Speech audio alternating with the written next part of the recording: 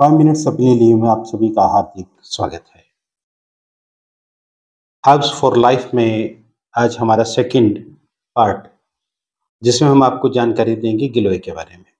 गिलोय जैसे गुडुचि भी कहते हैं, अमृता भी कहते हैं, टिनोस्पोरिया कॉर्डिफोलिया भी इसे लैटिन नेम को हम देते हैं। आप सभी जानते हैं कि आमतौर पर हम गिलोय लेते हैं तो एकदम सीधा सा ध्यान में आता है कि तो लीवर के लिए है, ये शुगर के लिए है, इस तरह से हम सुनते रहते हैं। गिलोय का एक्शंस बहुत ज़्यादा है। इसमें एंटी इन्फ्लेमेटरी यानी कि सोजिश उतारने वाला है, एंटीपायरेटिक यानी कि बुखार को उतारने वाला है। इसके अलावा इम्यूनोमॉड्यूलेटर इम्यूनिटी को बहुत ज़्यादा बढ़ाता है। सबसे बड़ी गिलोय की विशेषता ये है। अब ये इम्यूनिटी को बढ़ाता कैसे है?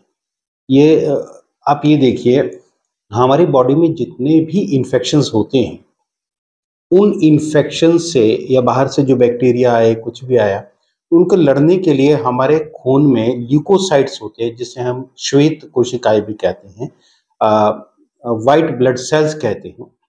वो होते हैं, उनकी एक डिफेंस फोर्स होती है जो उस बैक्टीरिया से या उस इन्फेक्शन से लड़ने के लिए वहाँ पे इकट्ठी हो जाती है। और इकट्ठी होने के बाद जब कुछ उनकी फौजें मरती हैं, कुछ हमारी फौजें मरती हैं, दोनों जब मरते हैं, उसके बाद मरने के बाद जो इकट्ठा होता है वो पास होती है। ठीक है? तो आप लोग ये ध्यान रखें कि अगर हमारे डब्ल्यूबीसी बहुत कम है, तो हमारी बीमारी से लड़ने की शक्ति बहुत कम हो जाएगी, क्योंकि बाहर से कोई भी हमला करेगा, वो हमला करके अपने जो भी उसकी योजना होगी, उसमें वो कामयाब हो जाएगा, हमें लूट के ले जाएगा। तो ये गिलोय ल्यूकोसाइट्स को बढ़ा के उस डिफेंस मैकेनिज्म को मजबूत करता है। यानी कि ये जो मैक्रोफेजेस हैं, मैक्रोफेजेस क्या होते हैं? वो चीज़ें हैं, वो ताकत है जो किसी बाहर के बाह्य तत्वों को या बाहर के जो वो आते हैं, फॉरेन बॉडीज आती हैं बॉडी में, उनको दूर भगाने में या उनके इफेक्ट को कम करने में मैक्रोफेजेस सहायता हमारी करते हैं। इसके अलावा इसमें जो है, अगर हम गिलोय का केमिकली कंपोजिशन देखें तो इसके अंदर होता है रूटिन और क्वर्सेटिन। रूटिन और क्वर्सेटिन क्या करता है? अ, जैसे हमारे आपने बहुत सारा आजकल नाम सुना होगा, बहुत भयावह सी बीमारी होती जा रही है, कैंसर। बहुत जगह बहुत सारे पेशेंट्स कैंसर के होते हैं, कैंसर हॉस्पिटल्स में चले जाएँ तो पूरी लाइन लगी रहती है। तो कैंसर के अंदर क्या होता है, हमारे शरीर के अंदर सामान्यतः जो सेल्स हैं, वो बनते रहते हैं, टूटते रहते हैं, उनकी एक ग्रोथ होती रहती है। लेकिन अगर ये ग्रोथ अनलिमिटेड हो जाए, मतलब जिसके ऊपर कोई अंकुश ही ना रहे, कोई सीमा ही ना रहे, वो बढ़ती जाए, वो उसको हम कैंसर कहते हैं।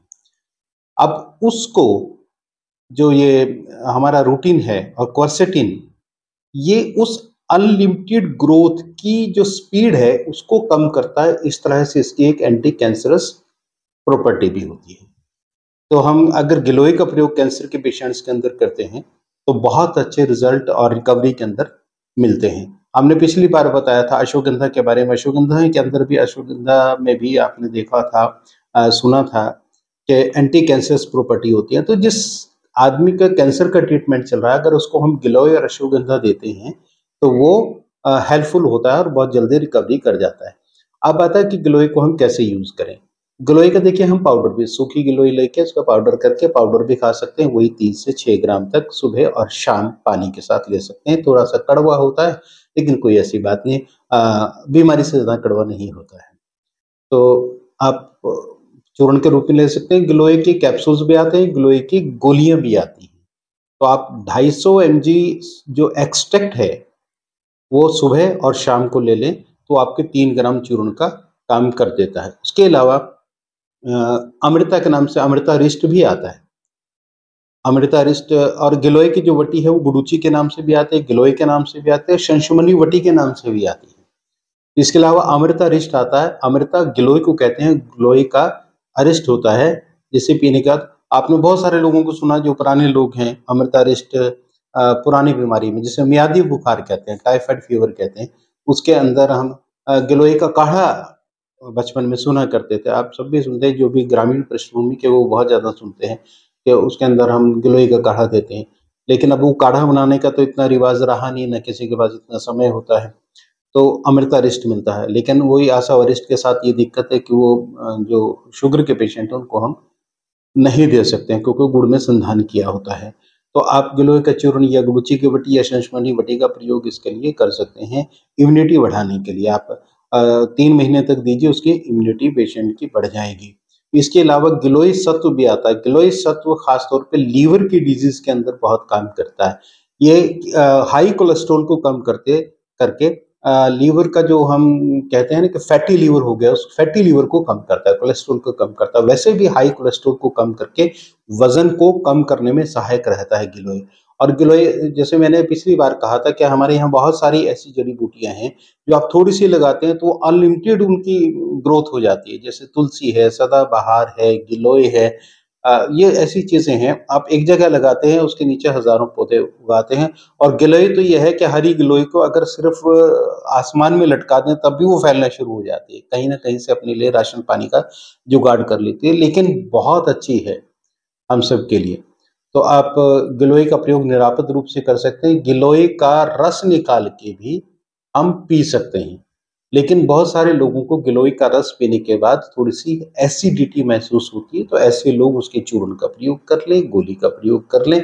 शुगर के पेशेंट नहीं हैं तो अमृता रेस्ट के रूप में प्रयोग कर लें। तो गिलोय मतलब इतनी गज़ब की चीज़ है। वैसे तो मैं कहूँ कि हमारी इंडिया में जितनी भी हर्ब्स हैं, वो सारी बहुत गज़ब की हैं, बशर्ते कि हमें उसके बारे में ज्ञान हो कि हमें इसका प्रयोग कैसे करना है। तो संभवतः आपको थोड़ा-सा अ, शायद वो रिन्यू हो पाया हो, ज्ञान तो आपको पूरा है, आपको पता है गिलोय का प्रयोग कहाँ-कहाँ होता है। लेकिन हमने कोशिश ये है कि उसको एक बार रिवाइंड करके आपको दिखा दें कि गिलोय का प्रयोग आप ऐसे कर सकते हैं। आप 5 मिनट्स अपने लिए भी जुड़े। आप सभी का बहुत-बहुत धन्यवाद।